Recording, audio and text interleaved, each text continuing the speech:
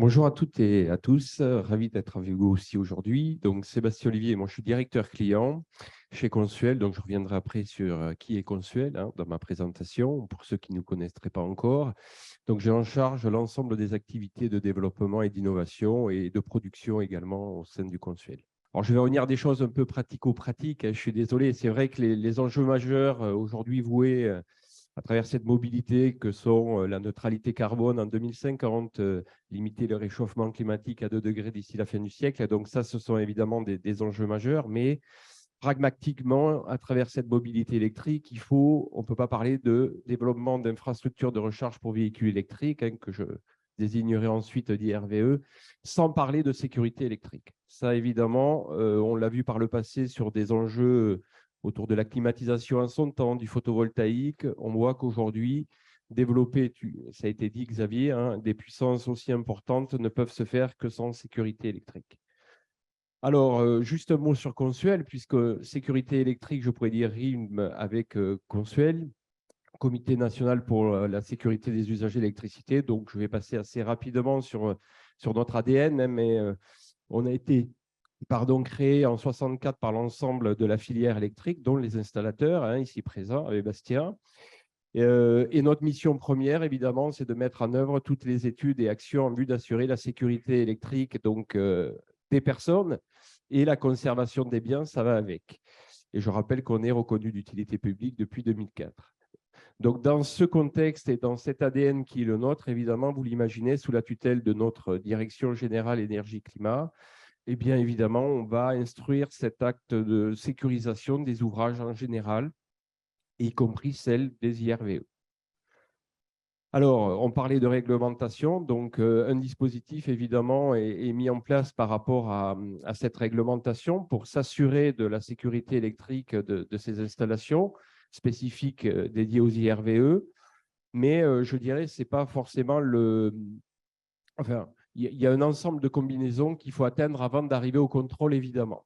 Alors, petit quand même préambule, pourquoi une réglementation? Alors, je viens d'évoquer un aspect de celle-ci qui est liée directement à l'usager, l'utilisateur. Évidemment, aujourd'hui, il n'est pas question que quelqu'un qui recharge son véhicule s'électrocute et dans le même temps que son véhicule, évidemment, prenne feu. Donc ça, c'est le premier, je dirais, enjeu de cette réglementation et de cette sécurisation.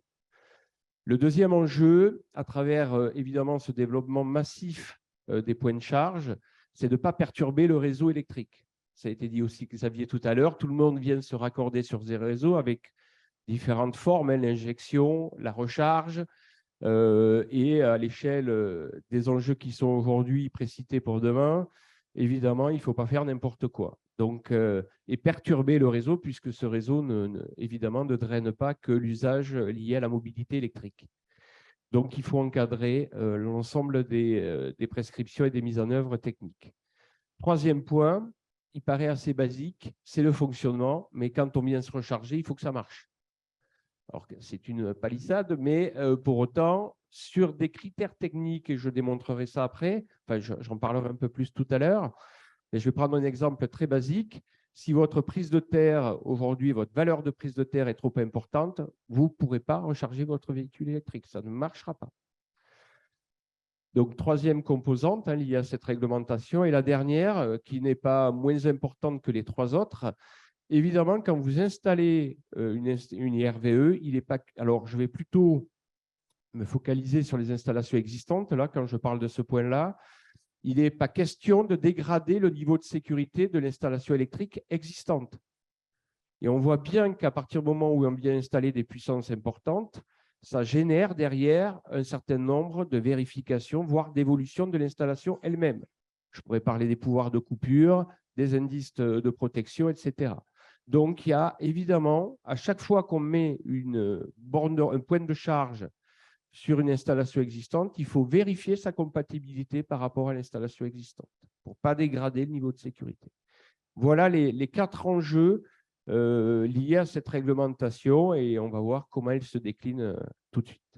Oui, parce que ça serait ballot, si je peux utiliser ce terme, de batailler juridiquement pendant 2 ans si en plus on installe et ça crée des problèmes et qu'on ne puisse pas recharger. Complètement. Bon, je détaillerai aussi la typologie des installations tout à l'heure. Il y a 3 architectures principalement techniques, hein, dont une qui est sur des comptages existants, et j'y reviendrai tout à l'heure. Donc, j'ai évoqué le dispositif de contrôle à travers ce contrôle réglementaire, mais avant d'arriver à ce contrôle réglementaire, il faut mettre toute une chaîne de valeurs qui tourne autour de la compétence, de la qualification et évidemment de la réalisation effective de ces travaux liés à cette installation et des travaux évidemment réalisés de manière qualitative. Alors, trois temps. Un premier temps autour de la réglementation, les normes, qui s'appuient sur trois composantes. Les normes produits, hein, comment fabriquer une prise de courant ou une borne elle-même, normes produits, qui sont reliées évidemment à des normes d'installation. Donc là, sur les normes d'installation, on va retrouver essentiellement, bon, je ne vais pas trop être technique, mais la norme NFC 1500 et qui concerne les installations basse tension. On va retrouver aussi le guide UTE 15722, qui est le guide pratique qui concerne l'alimentation des installations de recharge pour véhicules électriques avec prise ou point de charge ou borne. Et sur la voie publique, on parlera plutôt de normes NFC 17200. Bon, je passe assez vite hein, sur l'éclairage public et tout ce qui tourne autour des 100 bâtiments. Mais pour autant, ça démarre là. Si on ne sait pas ça, ça va être compliqué d'aller un peu plus loin. Et puis, ça a été dit tout à l'heure par Bastien, s'accompagne d'autres normes, hein, des normes liées à la robustesse, à la maintenance, et puis ça a été dit à l'interopérabilité et la monétique, parce qu'il faut facturer aussi tout ça. Donc voilà, il y a un certain nombre d'autres normes qui s'ajoutent, et je ne reviens pas là-dessus, mais là, on aborderait un point courant faible qui est important aussi, évidemment. Une fois qu'on a posé le cadre de ce qui est à faire par rapport aux enjeux de sécurité que j'évoquais précédemment, eh bien, il faut s'attacher maintenant à savoir qui va réaliser ces travaux. Et donc là, on va viser évidemment les installateurs hein, ou opérateurs qui réaliseront ces travaux. Et aujourd'hui, la réglementation impose, dès lors qu'on dépasse 3,7 kW, d'être obligatoirement qualifié pour l'installateur et qualifié par un organisme qui lui-même est accrédité. Donc, j'évoque aujourd'hui Qualifelec, hein, qui est l'organisme de qualification de la filière et qui, évidemment, attribue ce type de qualification qui permettent donc aux installateurs de réaliser les travaux. Donc ça, vous le verrez après dans… J'ai essayé de faire un focus aussi sur ce qu'on voit, nous, au Consuel depuis quelques années. La qualification, évidemment, n'est pas neutre dans le résultat et le niveau de qualité qui est mis en œuvre aujourd'hui. Mais j'en reparlerai tout à l'heure de manière un peu plus précise. Donc, j'ai évoqué la réglementation, la compétence, la qualification et maintenant le contrôle parce que c'est là où Consuel intervient dans le cadre de son activité, je dirais, régalienne pour vérifier si, entre guillemets, la théorie est en accord avec la pratique parce qu'on sait qu'il y a des décalages. On sait aussi que tout marché innovant avec enjeux financiers draine des acteurs plus ou moins avertis et animés de bonnes intentions, pour rester assez généraliste sur le sujet, mais j'imagine que Xavier, tu y reviendras tout à l'heure. Donc, toujours est-il qu'il est absolument aujourd'hui important de pouvoir faire ces contrôles in situ, de manière adaptée. Ça fait partie du système qui est le nôtre au Consuel, en sachant que tout ça, évidemment, est sous tutelle et encadré par les pouvoirs publics, puisque ce n'est pas Consuel qui décide de lui-même de telle ou telle disposition sécuritaire ou de telle ou telle action dans le cadre du processus de visa. Hein, tout ça, évidemment, est parfaitement encadré par les pouvoirs publics. Bien, une fois qu'on a évoqué ce triptyque, je dirais gagnant, hein, compétences, qualification, contrôle, je vais revenir sur les dispositions de contrôle de manière un peu plus détaillée. Alors, point important aujourd'hui et qui vient compléter le dispositif qui existait jusqu'ici sur les installations de consommation et installations de production. Dès lors qu'on parle de d'IRVE, hein, d'infrastructures de recharge pour véhicules électriques, et quels que soient finalement les donneurs d'ordre, on parle de l'opérateur au maître d'ouvrage en passant par l'installateur, et ça c'est fixé par le décret donc, du 4 mai 2021, il y a aujourd'hui une obligation de produire une attestation de conformité consensuelle. Alors, j'ai rajouté visée, ce n'est pas tout à fait par hasard, parce que si on n'a pas mis notre petit tampon dessus, elle ne vaut pas grand-chose, hein, en fait. Hein, voilà. Et ça suppose un processus, évidemment, derrière de vérification, je l'ai dit, soit du dossier technique, soit in situ de l'installation. Donc ça, c'est important de ne pas l'oublier. Alors, quand est-ce qu'il faut une attestation de conformité? Premier cas, évidemment, pour toute nouvelle IRVE. Donc ça va concerner, évidemment, alors évidemment non, puisque c'est assez nouveau et c'est là-dessus que j'ai voulu faire d'ailleurs un focus, les collectifs d'habitation. Donc les bâtiments collectifs d'habitation, pour toute nouvelle IRVE, il faudra, pour le premier point de charge, hein, que ce soit 3,7 kg ou 22 kg, il faudra une attestation de conformité. Et ça, donc je l'ai dit à l'instant, quelle que soit la puissance et quel que soit le type de raccordement. Ce qui veut dire que si on a la création d'un nouveau point de livraison aujourd'hui, pas de problème. Le dispositif aujourd'hui en place nécessite obligatoirement la fourniture de cette attestation et si vous ne la produisez pas, le gestionnaire de réseau de distribution ne vous mettra pas en service. Donc là, c'est un élément incontournable. Nouvelle installation, création de PDL, fourniture d'attestation de conformité et à ce moment-là, le gestionnaire vous raccordera. Mais ce que je dis est aussi vrai dans l'existant. Donc là, j'évoquais à l'instant plutôt les raccordements de type direct. C'est aussi vrai sur les raccordements indirects, c'est-à-dire sur des comptages existants. Je prends le cas des services généraux où on vient mettre un point de charge de 3,7 kg ou 7,4 kg. J'ai bien dit un comptage existant. Là aussi, il faut une attestation de conformité consensuelle. C'est pour ça que j'ai fait un focus, parce que je montrerai qu'après, je ne suis pas sûr qu'on ait toutes les attestations associées à cette réglementation et je ne reviens pas sur ce qu'a dit Mathilde tout à l'heure sur la responsabilité qui est afférente à le fait de produire ou de ne pas produire l'attestation en question. Donc ça, c'est vrai pour le collectif d'habitation et c'est vrai évidemment, je suis toujours sur les nouvelles IRVE, sur les autres emplacements, qu'on soit dans le domaine public, dans les établissements recevant du public ou des travailleurs, sur la voie publique, hein, il faut là aussi une attestation de conformité. Je détaillerai après laquelle, suivant le type de cas que je viens d'évoquer. Premier cas, toute nouvelle IRVE génère une attestation de conformité finalement, quels que soient les cas, quels que soient les emplacements et quelles que soient les puissances. Deuxième évolution importante réglementaire, c'est qu'ensuite, on a posé cette première borne, ce premier point de charge, et on vient en rajouter. Donc, il y a une modification de l'installation électrique sur cette spécificité IRVE. C'est le schéma qui est présenté. Dès lors qu'on va dépasser 36 kW ou 36 kVA, alors 36 kW en puissance de raccordement, en puissance installée, pardon, et 36 kVA en puissance de raccordement, il faut là aussi, dans le collectif d'habitation, une nouvelle attestation de conformité. Donc, je traduis assez simplement. Vous installez une première borne dans un collectif d'habitation. Donc, on est sur les copropriétés évoquées tout à l'heure par Bastien, hein, de 7 kg, une borne, une attestation de conformité consensuelle. Vous revenez reposer 3 ou 4 bornes de 7 kg, du coup, vous dépassez les 36 kW, il faut une nouvelle attestation de conformité consensuelle. Voilà, je pense que si là, ce n'est pas clair, ça ne le sera jamais. Là, c'est clair. Bien, voilà. Donc ça, c'est important. Et évidemment, je le disais, pour les autres emplacements, on parle donc sur cette modification, dès qu'on change de puissance, tarif bleu à tarif jaune, hein, puissance limitée à puissance surveillée, là aussi, il faut une attestation de conformité. Voilà les exigences aujourd'hui réglementaires qui sont sous-jacentes aux installations de recharge pour véhicules électriques.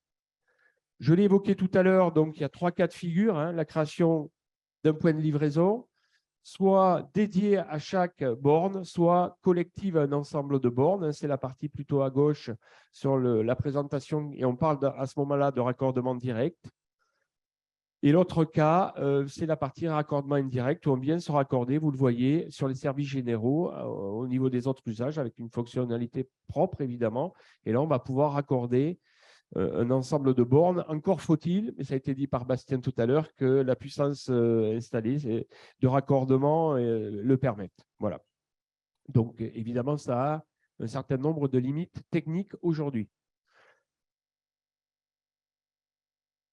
Alors, je ne sais pas si le schéma est… Oui, ça va, hein, les couleurs ne sont pas… Mais… Non, mais Bon, vous allez le décrire là. Alors, vous retrouvez ces deux cas de figure. Soit on parle, la grande colonne à gauche, de création. Alors, PRM, c'est un point de référence et mesure. Hein, c'est comme un point de livraison, PDL, pardon pour les acronymes. Donc, soit on parle de création, et là, vous allez retrouver, alors, chez nous, on parle de couleur d'attestation de conformité. La couleur jaune, elle est liée aux installations de consommation, donc plutôt la partie habitation. Et la couleur verte sur les autres types d'emplacement. Donc, on retrouvera les parkings, tout ce qui est ERT, ERP, domaine public. Donc, vous voyez apparaître ici les nouveautés, puisque je l'ai dit, dans la création de points de livraison, il y avait déjà des exigences qui existaient, mais vous voyez que se rajoute celle sur la partie bâtiment collectif qui n'existait pas. Et dans le cadre de l'existant, alors ma petite flèche est un peu trop basse hein, sur la partie droite, mais elle remonte également sur la dimension bâtiment collectif. Voilà, donc vous retrouverez évidemment toutes les informations sur notre site internet, j'y reviens tout à l'heure aussi. À noter que si vous dépassez 36 kW, il faut produire également un dossier technique qui s'appelle le SC143 IRVE, puisque je l'ai dit, à partir de ces puissances, il faut vérifier un certain nombre de compatibilités ou de cohérence technique avec l'installation existante notamment, mais pas que. Alors, il me paraissait important de vous donner quelques statistiques aujourd'hui, hein, puisque bon, ce chemin faisant, la mobilité se déploie. Et entre ce qu'on annonce, hein, puisque on parle beaucoup de 100 000 bornes sur la voie publique, hein, où je ne crois pas qu'on y soit tout à fait. Tout à l'heure, Bernard indiquait 175 000, je crois, bornes d'ici 2025 dans le cadre du programme à devenir, hein, il me semble. Et moi, je vais vous donner ce que nous, on a dans les faits aujourd'hui au sein du Consuel. Voilà, donc ça met en perspective… Si j'ai bien compris, c'est normalement une borne, une attestation. Alors, pas forcément une borne, une attestation. Non. Donc, je n'ai pas dit ça. La première, pardon. La première. Qui n'est pas seule, peut-être. Hein. Ouais. Elle peut s'accompagner d'autres bornes. Non, ce n'est pas une borne, une attestation. J'ai fait un raccourci, il était faux, excuse-moi. J'aimerais bien, mais non. Ça n'aurait pas beaucoup de valeur. La première borne, une attestation. Oui. Et ensuite, quand on dépasse une certaine puissance, une autre attestation. Exactement. Et donc, ça, on peut le mettre au regard oui. des chiffres d'attestation. Il y a quand même certaines analogies où on pourrait faire un petit ratio par rapport à ce qui s'installe. Ouais. Et je vais le faire d'ailleurs. Je vais le faire.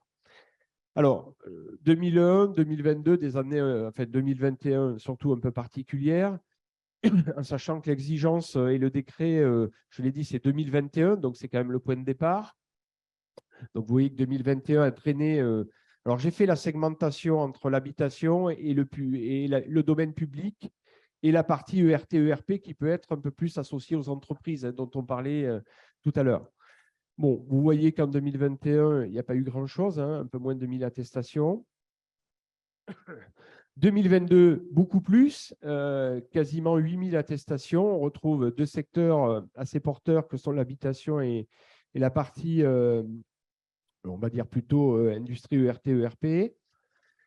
Et je vous ai livré les premiers chiffres de 2023, à savoir janvier et février.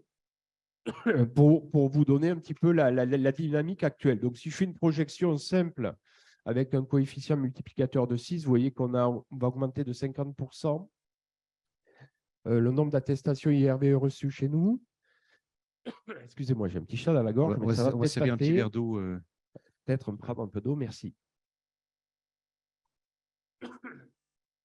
Bon, les aléas du direct. Bien. Je reviens. Donc, 50% entre 2022 et 2023 de projection. Donc, si on regarde 12 000 attestations, on regarde les 175 000 dont on parlait tout à l'heure, des 100 000 sur le domaine public. Donc, on peut imaginer que plusieurs dizaines de milliers d'attestations se posent, enfin, d'installations sont réalisées chaque année. Ben, on voit qu'il en manque nécessairement. Donc, où est-ce qu'il va en manquer? Je suppose que c'est sur la partie installation dite indirecte, notamment sur les comptages, là où on viendrait ajouter un point de charge sur les services généraux. Voilà. Excusez-moi, ça a du mal à passer, mais ça va le faire. Alors, je dis ça pas tout à fait au hasard non plus. Donc, je pense que c'est un des sujets qui explique ce décalage entre la théorie et la pratique, hein, sur la réalisation, parce que je crois vraiment qu'il se fait beaucoup plus d'installations aujourd'hui. Et je l'ai vécu à titre personnel, puisque j'ai fait installer une borne personnelle donc, sur un comptage existant dans ma copropriété, avec toutes les règles d'usage qui allaient bien. Et alors, ce n'est pas le cas de tous les installateurs, et je ne vais pas parler de Bastien et des autres, évidemment, mais il n'avait pas prévu et il ne savait pas qu'il fallait qu'il fournisse une attestation de conformité. Donc, je lui ai dit, si. Alors, je n'ai pas dit qui j'étais, je lui ai dit, si, il faut. Hein. Ah, il m'a dit, non, je vous assure, je connais bien Consuel, non, ce n'est pas nécessaire. Bon, je lui ai quand même dit qu'à un moment donné, c'était nécessaire et mieux, je lui ai imposé de le faire. Voilà. Donc, tout ça pour dire que, bon, j'alerte quand même aujourd'hui sur ce sujet en disant attention, et je ne reviens pas sur ce qu'a dit Mathilde tout à l'heure sur la responsabilité qui est associée à ça, mais il y a un décalage. Ça, c'est une évidence aujourd'hui, et si je le dis de manière aussi affirmative, c'est que les chiffres sont là pour l'expliquer, puisque, comme je le disais tout à l'heure, pour un nouveau point de livraison, s'il n'y a pas l'attestation, ce n'est pas mis en service. Donc là, je n'ai pas tellement d'inquiétude. Le GRD demande l'attestation. Dans les autres cas, si la copro, le syndic, ne demande rien, ben, il n'y aura pas d'attestation. Voilà. Et avec les problématiques de sécurité que je pouvais évoquer tout à l'heure. Oui, il y a une évangélisation à faire à la fois des installateurs qui installent, qui devraient le savoir, mais aussi du public, des maîtres d'ouvrage finalement qui peuvent. Bon, beaucoup le font, mais certains ne le font pas. Ouais. Voilà. Donc, je parle plus à ceux qui ne le font pas aujourd'hui qu'à ceux qui le font. Alors, maintenant on sait de quoi on parle, quel est le terrain de jeu sur le nombre d'attestations que nous pouvons contrôler au quotidien, j'ai essayé aussi de vous faire un zoom sur le niveau de qualité associé à ces travaux. Donc ça, c'est un petit sondage qu'on a fait en 2022 sur 4-5 mois, où vous voyez précisément le nombre d'attestations qui étaient concernées. Alors, sachez que on avait, alors je ne veux pas trop être technique, mais au début, en tout cas, de cette nouvelle activité, on avait un contrôle qui se voulait assez important, donc avec un taux de sondage assez fort, hein, par rapport au nombre d'attestations, puisque Consuel ne va pas systématiquement faire un contrôle sur toutes les installations. Mais pour autant, là, on avait un taux de sondage qui était assez important. C'est ce qui est noté à 28%. En gros, une installation sur 3 était visitée, à minima. Voire même un peu plus, puisque je crois qu'on était à 35 ou 40% au global. Voilà, donc déjà, le fait de pouvoir et vouloir voir pas mal d'installations. Et à l'arrivée, ben, vous avez le chiffre qui est assez factuel, hein, c'est le taux de non-conformité, le taux de conformité. Donc aujourd'hui, une installation sur 3. Donc là, ça mélange évidemment tous les acteurs, les pros, les qualifiés, les moins qualifiés. Enfin, normalement, quand on n'est pas qualifié, on ne fait pas, mais voilà. Donc c'est évidemment une moyenne globale qui réunit tous les acteurs, mais une installation sur 3 n'est pas conforme. Alors en sécurité électrique, c'est binaire, hein, c'est 0 ou 1. Soit c'est conforme, soit ça ne l'est pas, même si évidemment, on le verra juste après, puisque je vais essayer de vous donner quand même un focus sur qu'est-ce qui ne va pas. Il y a des points plus ou moins importants, mais pour autant, nous, on ne pourra pas apposer le visa dont je parlais tout à l'heure tant que tout n'est pas satisfaisant. Voilà, donc ça, c'est quand même un critère, on va surveiller ce critère, hein, puisque dans la population des installateurs électriciens aussi, il y a pas mal de mouvements et de turnover. C'est une des professions où ça bouge quand même pas mal. Ce qui peut expliquer aussi ce taux-là, ce niveau de qualité-là, en sachant que la qualification, évidemment, apporte un plus par rapport à ce qu'on peut connaître sur d'autres sujets et de manière un peu plus générale sur les installations de consommation. Donc, tout ça pour dire que c'est quand même plutôt positif, hein, malgré tout, au regard de ce qu'on voit sur d'autres sujets. Je l'ai dit, les installations de consommation ou la partie photovoltaïque également. Mais pour autant, ça reste un sujet qui reste, je pense, à améliorer à travers le triptyque gagnant que j'évoquais tout à l'heure. Alors, je vais passer rapidement, mais c'est assez intéressant de savoir de quoi on parle sur ces sujets de sécurité. Bon, distinguons entre le bâtiment d'habitation et le domaine public, mais on voit que les choses reviennent quand même d'un côté et de l'autre. Celui qui ressort en premier lieu, c'est la partie mise en œuvre. C'est là où, effectivement, entre la théorie et la pratique, il se passe des choses, ou pas d'ailleurs. Et c'est vrai que c'est là où, alors on va retrouver la partie repérage, la partie connexion. Est-ce qu'on a tout serré à chaque fois? Ce n'est pas évident. Donc, et évidemment, vous le savez aussi bien que moi, un non-serrage, c'est là où les ennuis peuvent commencer très sérieusement. Donc ça fait partie des points mis en lumière sur la mise en œuvre dans le bâtiment d'habitation. Les surintensités, c'est quoi? C'est les disjoncteurs qui sont KO ou la section des conducteurs qui ne serait pas appropriée, en rappelant que sur la partie IRVE, on a un surcalibrage par rapport à ça. Donc, ceux qui ne sont pas habitués, il faut faire la corrélation quand même entre les deux. Des points de charge inadaptés, c'est plutôt sur la partie en général prise de courant, où là, il y a des choses aussi un peu différentes, d'ailleurs, même avec d'autres pays. Je ne rentre pas trop dans le détail puisque ça fait débat. La prise de terre, je l'évoquais tout à l'heure. Protection différentielle, là aussi, il y a des exigences. Si on est en mono, c'est un type A. Si on est en tri, c'est un type B. Alors oui, le type B coûte beaucoup plus cher. Mais bon, qu'est-ce que vous voulez que je vous dise? C'est pourtant celui-là qui doit être mis en œuvre. Et tout ce qui est court-circuit, évidemment, là, c'est pareil. Dans le cadre des puissances importantes qu'on évoquait tout à l'heure, on a en général des protections contre les court-circuits qui sont plus élevées que dans l'usage classique. On est plus sur la puissance surveillée que sur la puissance limitée. Donc là aussi, ça génère un certain nombre de dispositions techniques différentes. Ce que je veux dire, c'est que celui qui ne sait pas de quoi il parle, évidemment, quand il arrive, c'est plus compliqué pour lui s'il met en œuvre ce qu'il faisait classiquement. Bon, et le domaine public, c'est à peu près, ce sont des sujets à peu près équivalents en termes de non-conformité relevée.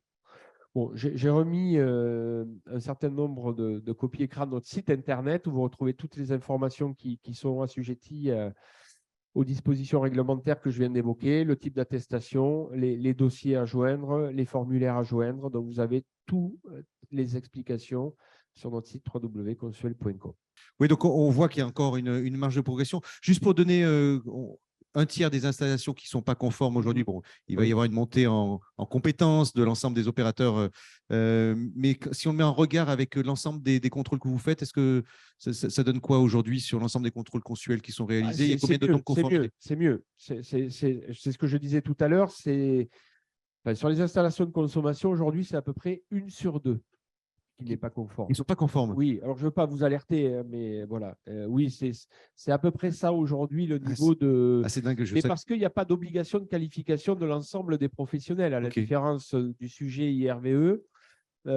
Pour faire son installation de consommation, votre maison individuelle, Xavier, vous pouvez vous-même faire l'installation électrique demain. Alors, je ne vous le conseille pas, je ne crois pas.